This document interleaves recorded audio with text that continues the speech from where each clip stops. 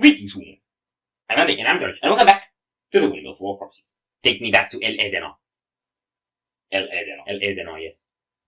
Someone's getting El Spanishish. Okay, we're sad and we're hoping we're not gonna be sad anymore. We're sad? Yes. We're sad. Yes. You just decided that? I mean, we just reacted to Doodle. Oh yeah, that one made us kinda sad. But this one promises to take us back to Eden. And I have a problem with that title because it says take me back to Eden, which implies you've been there before. Which means you had a near-death experience or something? Were you in like, your heart stopped and then you've been resuscitated or something like that?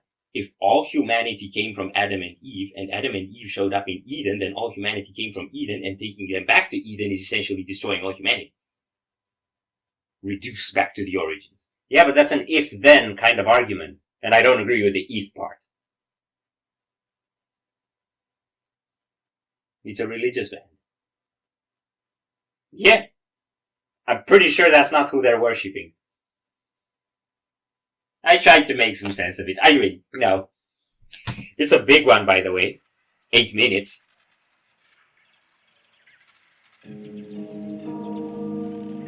This better deliver. No, I need that.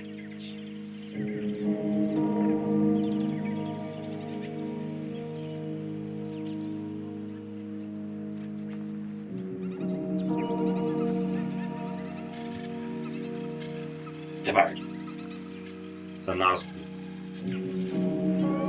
At the same time.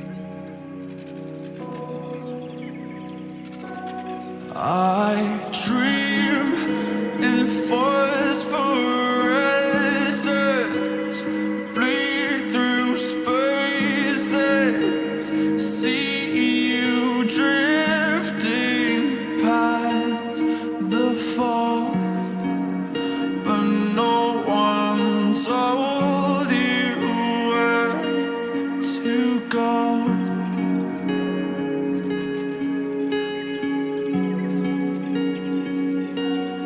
We dive through crystal waters, perfect oceans, but no one told me not to breathe. And now the weightlessness recedes.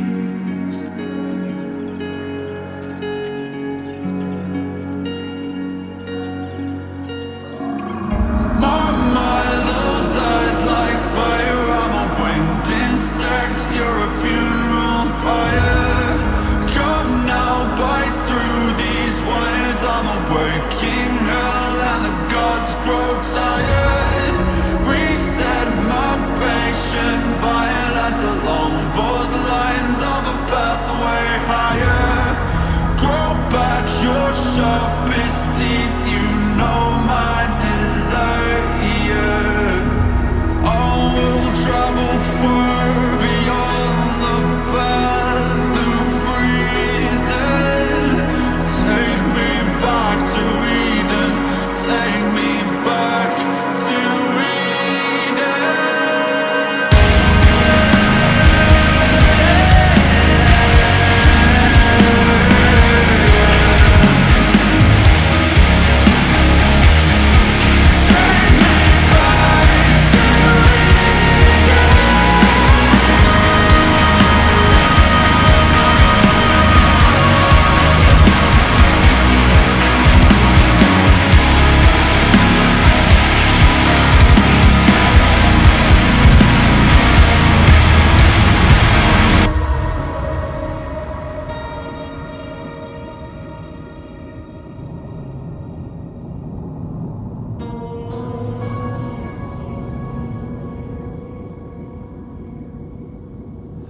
well, yeah, I spit blood when I wake up. Sink porcelain stain, choking up brain matter and makeup. Just 2 days since the mainframe went down and I'm still messed up.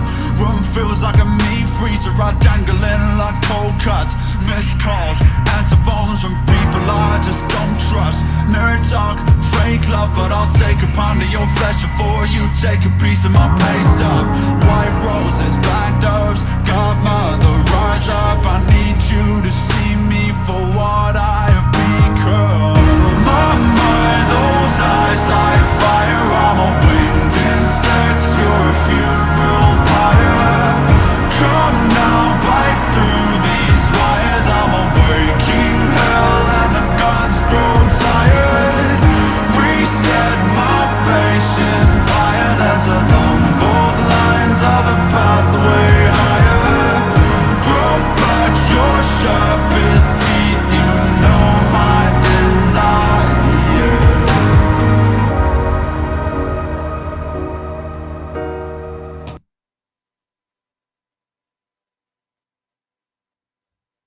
I'm good with this one. You're good with this one? Yeah. I'm very good with this one too. Yeah, it brought back the transcendental element to the fullest and the heavy element and made them work together. And it's like, it's not dragging, it's taking its time. Like these atmospheric bits, they're like a long exhale. Yeah. Like when you're meditating.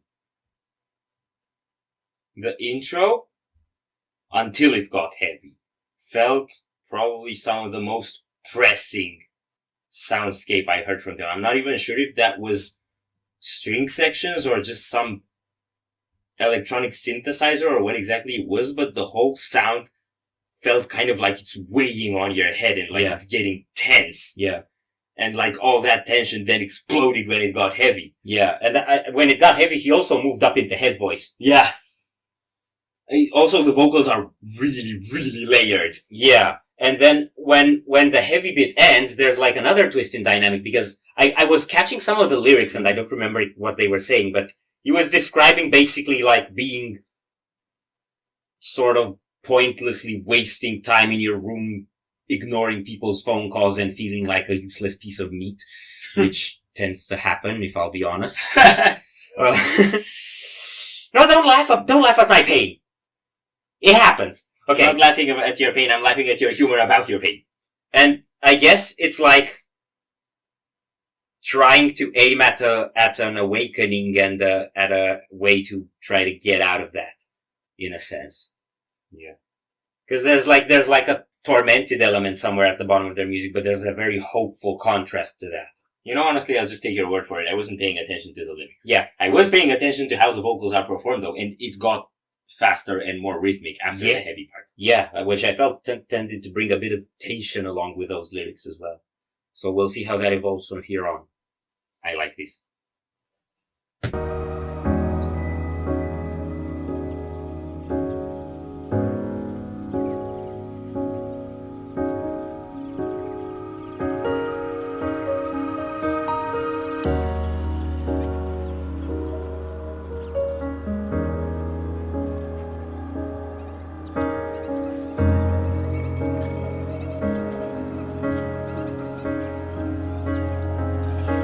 It goes to show, does it not, that we've no idea what we've got until we lose it.